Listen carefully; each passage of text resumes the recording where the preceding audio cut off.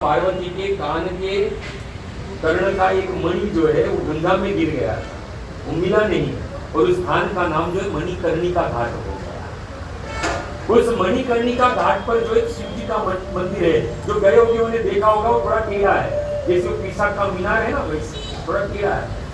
क्यों टेढ़ा है? उसके पीछे प्राचीन इतिहास है। एक राजा ने वहां मंदिर बनाया था और मंदिर बनाने के पीछे ब्राह्मण गण से संकल्प करवाया था कि ये मैं मंदिर का निर्माण इसके लिए कर रहा हूं कि मैं अपने पितरों के ऋण से मुक्त हो जाऊं। जैसे ही संकल्प के लिए हाथ में जल लिया और बोला कि मैं मातु पितृ ऋण से मुक्त हो जाऊं, और जैसे जल छोड़ा वैसे ही मंदिर समेत हमारे भोलेनाथ जो है वो धरती में समा गए। शिव जी ने इशारा किया कि संतति किसी भी प्रकार के अनुष्ठान से जो है पितृ ऋण से मुक्त नहीं हो सकती। इसलिए हमें पितृ पक्ष में श्राद्ध इत्यादि करना चाहिए, अन्नदान देना चाहिए।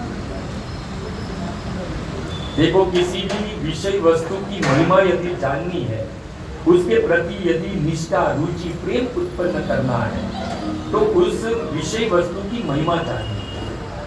हम सब जो है लगातार 7 दिन तक श्रीमद् भागवत का श्रवण करने वाले हैं।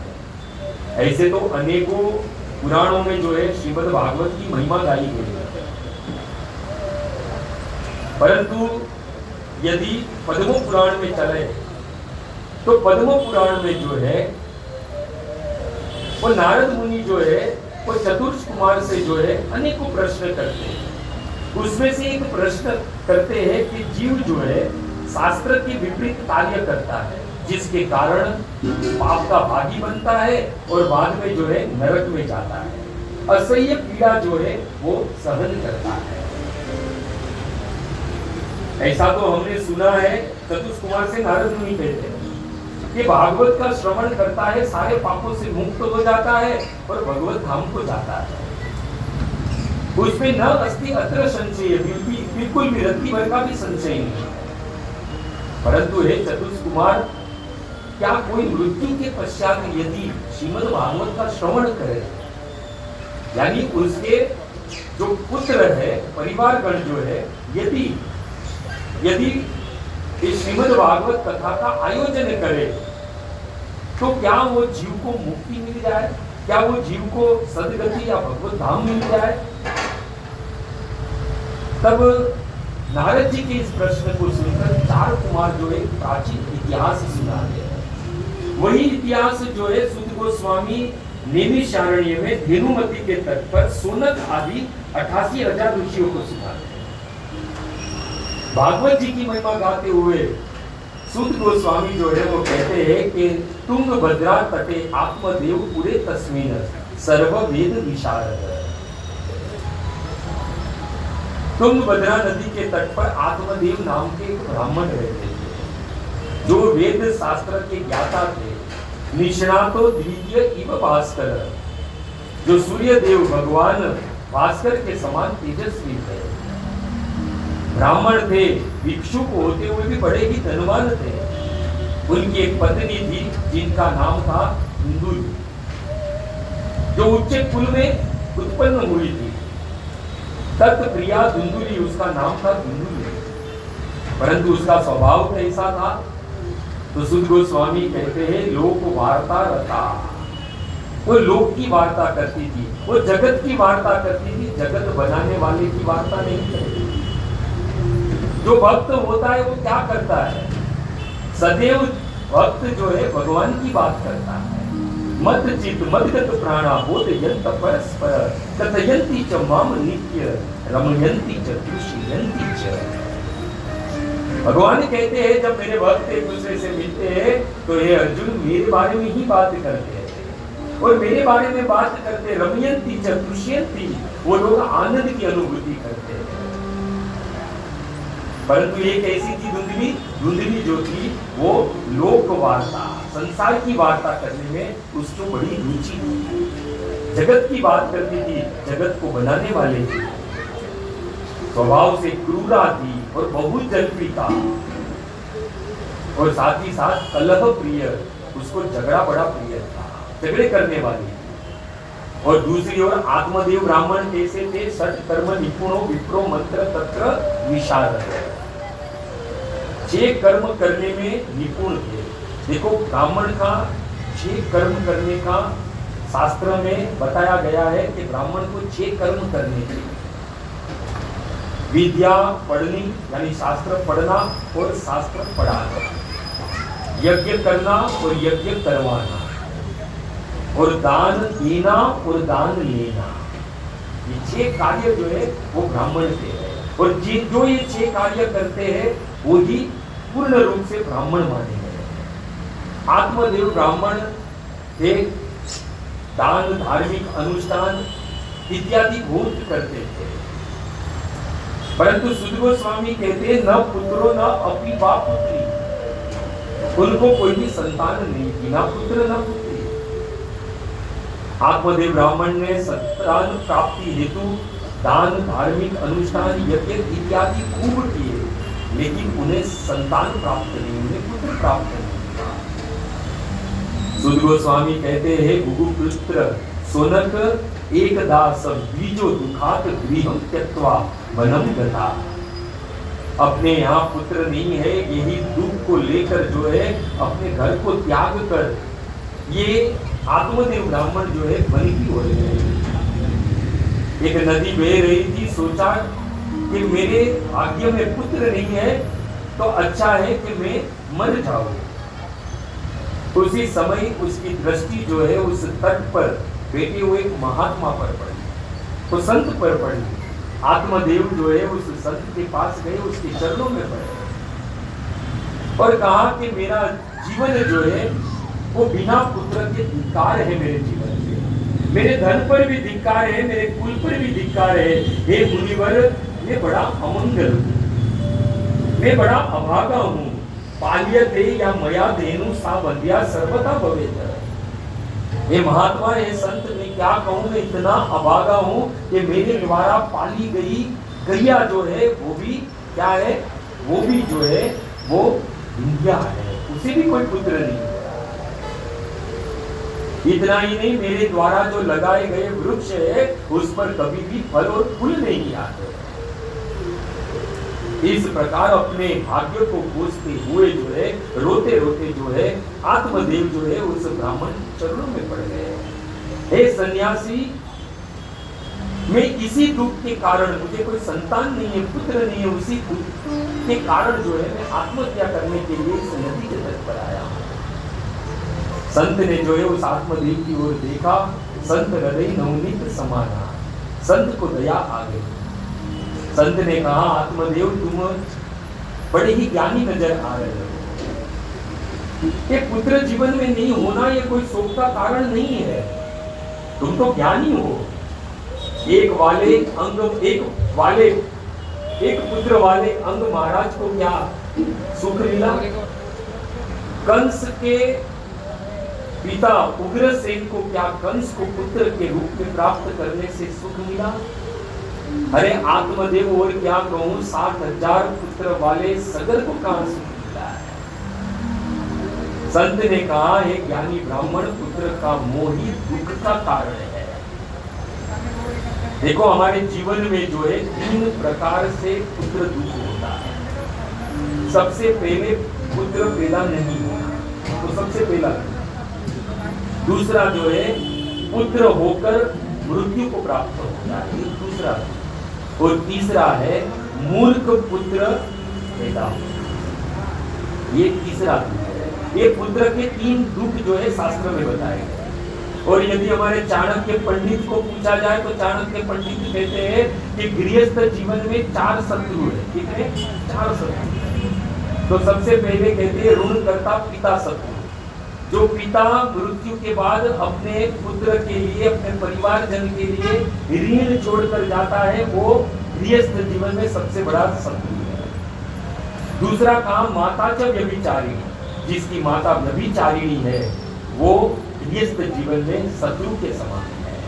भार्या रूपवती शत्रु, चाणक्य पंडित कहते हैं कि सुंदर भार्या यानी पत्नी होना भी वो शत्रु के समान है। और चौथा कहते हैं पुत्र शत्रु अपंडित, मूर्ख पुत्र होना ही परिवार गृहस्थ जीवन में शत्रु के समान है। इसलिए हे आत्मदेव, आप पुत्र का मोह छोड़ दो। और क्या कहूं, ये ब्राह्मण सप्त जन्म अवधि तवो पुत्रो निवच निवच। और वे क्या कहूं, इस जन्म में नहीं, आने वाले 7 जन्म में तुम्हें पुत्र नहीं होने वाले। ये किसने कहा? उस संत ने ब्राह्मण आत्मदेव को कहा। पुत्र का मतलब क्या? ध्यान से सुनना। मनुस्मृति में कहा गया है कि पूर्ण नाम नरकात त्रायते सपुत्र। जो पुत्र अपने पिता को, अपने पितृओं को पूर्ण नाम के नरक से बचाए, वो ही वास्तविक पुत्र है। और यही पुत्र धर्म साबित करने का यदि कोई पर्व है तो वो है ये श्राद्ध पक्ष, पितृ पक्ष। यदि कोई पुत्र होकर यदि अपने पिता का श्राद्ध नहीं करता है तो वशिष्ठ मुनि कहते हैं वो पुत्र पुत्र नहीं, वो पुत्र मूत्र के समान है। इस संसार में जो है 6 वस्तु जो है हमारी छाती को जलाती है। कितनी वस्तु है? 6 वस्तु है। सबसे पहला है कुग्राम वास, पूरे गांव में वास करना। जिस गांव में भजन भक्ति नहीं होती है, समझ लेना वो कुग्राम है। आज हमारा ये मलाड़ क्षेत्र है वो तो धन्य हो गया, ये भूमि भी धन्य हो गई, तो यहाँ पर भागवत कथा हो रही है। अब ये कुग्राम नहीं रहेगा, ये तो क्या होगा, साक्षात तीर्थ बन गया है। इसलिए जो कुग्राम में रहता है उसकी छाती सदैव जलती रहती है। दूसरा है कुलहीन सेवा, कुल के परंपरा के हिसाब से जो सेवा नहीं होती है जिससे हमारी छाती जलती है। तीसरा है कुभोजन, एसिडिटी हो जाती है, छाती जलने लगती है, ये बाहर का जो भोजन करते हैं ना इसके।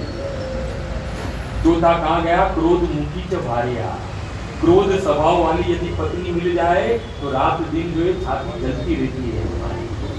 पांचवा कहा मूर्ख च पुत्रो, मूर्ख पुत्र यदि मिल जाए तो पिता की छाती जो है सदैव जलती रहती है। और विधवा च कन्या, यदि कन्या विधवा हो जाए तो पिता की छाती जो है वो लगातार जलती रहती है। उस संत ने कहा सप्त जन्म अवधि तवो पुत्रो निवच निवच, 7 जन्म, ये जन्म छोड़ो, आने वाले 7 जन्म में भी तुम्हें पुत्र की प्राप्ति है। आत्मदेव ज्ञानी थे, समझने में देरी नहीं लगी कि जो मेरे 7 जन्मों तक देख सकता है वो कोई साधारण संत नहीं है। उनके चरणों पे पड़ गया और कहने लगा कि कैसे भी कर जो है मुझे पुत्र की प्राप्ति हो, ऐसा आशीर्वाद प्रदान करें। संत ने पुनः समझाया कि दशरथ को 4 पुत्र थे, क्या पुत्र का सुख मिला? अरे देवकी और वसुदेव को भी कहां संतान का सुख मिला है, परंतु आत्मदेव जो है वो समझे नहीं। दया आई उस संत को पंत्या पाणो फलम दत्वा स्वयं या कस्तु पुत्रचित, एक फल दिया और कहा ये फल अपनी पत्नी को खिलाना, खास कर 1 वर्ष तक सदाचार और धर्म पर चलेगी तो श्रेष्ठ पुत्र की प्राप्ति होगी। इतना कहकर वो जो महात्मा संत थे उस नदी के तट को छोड़कर चले गए। आत्मदेव बड़े प्रसन्न है, उनकी खुशी का ठिकाना नहीं रहा। वो फल अपनी पत्नी को जाकर दिया और सारा वृत्तांत सुनाया। अब दुनिया की स्वभाववश उस फल पर श्रद्धा नहीं रखी, तुरंत ही अपनी बहन और सहेली से कहने लगी कि यदि ये मेरे पति जो है किसी संत ने उनको ये फल दिया है, यदि ये फल खाऊंगी तो मैं गर्भवती हो जाऊंगी। और मैंने सुना है गर्भवती का पेट बड़ा फूलता है, ठीक से भोजन भी नहीं कर पाती है, और गर्भवती स्त्री की सुंदरता जो है वो नष्ट हो जाती है। और सुना है प्रसव के समय बड़ी वेदना होती है। और क्या कहूं, यदि सुखदेव जी जैसा बालक आ गया जो 12 वर्ष तक गर्भ में रहेगा तो मुझे तो कितनी पीड़ा होगी। अरे मेरे मत के हिसाब से तो वंध्या व विधवा नारी सुखी चेती में बती। मेरे समाज, मेरे मति के अनुसार तो इस संसार में 2 स्त्री जो है वो बड़ी ही भाग्यवान है। कौन? सबसे पहली कहते हैं विधवा और दूसरी कहते हैं विधवा, यानी जिसको पुत्र न हो। दूसरी की बहन थी, वो बोली बहना मैं गर्भवती हूँ और मैं बड़ी गरीब हूँ, एक काम करना कि मेरा जो पुत्र होगा वो मैं तुम्हें दे दूंगी और तुम उसके बदले मुझे धन दे देना। और धुंधली की बहन ने कहा, अरे बहना कहा फलित थे हो न देख पुत्र। अरे कहीं ऐसा देखा है कि फल खाने से पुत्र की प्राप्ति हो? संत जन कहते हैं ये धुंधली कौन है? धुंधली हमारी बुद्धि है। आत्मदेव कौन है? आत्मादेव हमारी आत्मा है। और संत कौन थे? संत हमारे गुरुदेव है। संत ने सत्संग रूपी फल दिया, वो फल पाकर आत्मा बड़ी प्रसन्न हुई। आत्मा ने वो फल बुद्धि को दिया, बुद्धि को तो संसार मीठा लगता है, धुंधली ने वो फल खाया नहीं। वो फल किसको दे दिया? वो फल जो है वो घर पे बंधी हुई गाय को खिला दिया। संत जन कहते धुंधली की बहन जो है वो मन है हमारा। धुंधली कौन है? बुद्धि है। और धुंधली की बहन कौन है? मन है। मन हमें भ्रमित करता है। ये मन और बुद्धि हमें जो है भ्रमित करती है, जिसके कारण हम लोग बार बार ये 84 लाख की योनियों में भ्रमण करते हैं। फल जो है वो गैया को खिला दिया और आत्मदेव अपने पति को भ्रमित किया। धुंधली ने जो है गर्भवती होने का नाटक किया। धुंधली की बहन को दूसरी ओर पुत्र हुआ और यहाँ पर धुंधली जो गर्भवती का दिखावा कर रही थी, मध्य रात्रि को धुंधली की बहन आई और अपना पुत्र जो है वो अपनी बहन को दी। उसके बदले में बहुत सारा धन दिया और तुरंत ही धुंधली ने आत्मदेव को समाचार दिया कि आपके यहाँ पुत्र का जन्म हुआ। वो पुत्र किसका था? उसकी बहन का था। जब आत्मदेव ने ये सुना कि मेरे घर पुत्र संतान की प्राप्ति हुई है, दशरथ पुत्र जन्म सुनी काना, माने हूं ब्रह्मानंद समाना। जैसे दशरथ जी को जब ये पता चला कि मेरे यहाँ पुत्र की प्राप्ति हुई है तो ब्रह्मानंद की प्राप्ति हुई, आनंद से समाये नहीं, वैसे आत्मदेव बड़े प्रसन्न हुए। आनंद में खूब दान धर्म और ब्राह्मण भोजन करवाए। तुंगभद्रा नदी के तट पर स्थित गांव जितना था वो गांव में सब लोगों को जो है भोजन करवाया और उस प्रसन्नता पूर्वक ब्राह्मण देवों ने अपने पुत्र का नाम जो है पुत्रस्य धंधुकारी इति नाम मात्रा प्रतिष्ठित। अपने पुत्र का नाम क्या रखा? धंधुकारी रखा। आत्मदेव ने धुंधली से कहा, धुंधली ने जो है आत्मदेव से कहा कि देखो मेरे स्तनों से दूध नहीं आ रहा। वो तो नाटक ही कर रही थी, कहा मेरे स्तनों से दूध नहीं आ रहा है। और दूसरी ओर मेरी बहन जो है वो गर्भवती थी, उसको पुत्र हुआ पर पुत्र मर गया, तो क्या मैं अपनी बहन को यहाँ बुला लूं ताकि हमारे संतान को जो है वो स्तन का दूध मिल जाएगा और हमारा संतान जो है वो पल जाएगा। आत्मदेव ने जो है स्वीकृति दे दी। भक्तों वास्तव में देखा जाए तो संत का प्रसाद किसने ग्रहण किया था? गैया मैया ने खाया था, गैया मैया ने ग्रहण किया था। 3 महीने बाद गैया ने भी एक श्रवण के समान चमकते हुए बालक को जन्म दिया। उस बालक के कान जो है कर्ण गाय के कर्ण के समान थे। शरीर जो था वो मनुष्य के समान था, परंतु उसके कान जो है वो गैया के समान थे। आत्मदेव की खुशी का तो ठिकाना नहीं रहा। पहले एक पुत्र की प्राप्ति हुई और अब जो है मेरी गैया ने भी पुत्र दिया है। उस पुत्र का भी जो है यथोचित संस्कार और नामकरण किया और उसका नाम क्या रखा? गोशु उपनिषदसु कर्ण यस्य। गाय के कर्ण के साथ में उस बालक का जन्म हुआ था, इसके लिए जो है उसका नाम गोकर्ण रखा गया। गोकर्ण कैसा था? तो सुध गोस्वामी कहते गोकर्ण पति तो ज्ञानी और दूसरी ओर जो धंधुकारी था वो कैसा था? धंधुकारी महाखल। गोकर्ण जी जो है बड़े ज्ञानी हुए और दूसरी ओर जो है धंधुकारी दुराचारी हुआ। धंधुकारी जो है दूसरों के घरों में आग लगाने लगा। जो छोटे छोटे बच्चे गांव के खेलते थे उस गांव के बच्चे को पकड़ के कुएं में डाल देता था। चांडालों का संग करने लगा। हिंसा चोरी वेश्यागमन उसकी वृत्ति हो गई। स्नान कई कई दिनों तक करता नहीं था, थोड़ा कभी सा भी थोड़ा सा सत्कर्म पूरा होने नहीं दो, करता था, वो पूरा होने पिता दो की संपत्ति सेंटेंस, को बर्बाद करने वो लगा। सेंटेंस जरा पूरा होने दो ना, इसमें लिखा और उसके विपरीत गोकर्ण कैसे थे? गोकर्ण जो थे वो ज्ञानी थे, सत्कर्म करने वाले थे, वेद पढ़ने वाले, सत्य के मार्ग पर चलने वाले थे, सभी देवताओं के गुणों से युक्त जो है ये गोकर्ण थे। आत्मदेव जो है अपने इस दुराचारी पुत्र धंधुकारी को प्राप्त करके बड़े दुखी थे। उस संत की बात याद करने लगे कि संत ने कहा था कि पुत्र जो है वो सुख का कारण नहीं है। दुख से विलाप करने लगे, शायद मेरा पुत्र न होता तो अच्छा था। गोकर्ण से कहने लगे, हे गोकर्ण, मेरे भाग्य में कैसा पुत्र आया है। गोकर्ण तो ज्ञानी थे, अपने पिता को समझाया कि संसार में जो भी हमें प्राप्त होता है, चाहे वो स्त्री हो, पुरुष हो, पुत्र हो, पति हो, बहन हो, भाई हो, आदि जो भी हो, हमारे प्रारब्ध से हमें मिलता है। इसलिए धंधुकारी जैसा भी है आपका पुत्र है। आत्मदेव ने कहा, वो मेरा पुत्र नहीं, वो तो चांडाल है, मेरा पुत्र तो तुम हो गोकर्ण। तुम ज्ञानी हो, धर्मज्ञ हो, तुम मुझे बताओ कि इस संसार में हमें सुख देने वाला कौन, दुख देने वाला कौन? तुम बताओ मैं क्या करूं, मेरे जीवन में बड़ा दुख है। गोकर्ण कहते हैं कि इस संसार में जो कुछ भी हमारे सामने जो दुख आता है, सुख आता है, वो हमारे ही किए हुए कर्म का फल है। रामायण में चले तो यही बात लक्ष्मण जी मंत्र से कहते हैं, काहू कोहू न सुख दुख कर दाता, निज कृत्य कर्म भोग सब दाता। हमारे जीवन में यदि दुख आ रहा है तो कोई आजू बाजू वाला नहीं दे रहा है, समझ लेना हमारे ही किए हुए कर्म का फल हमें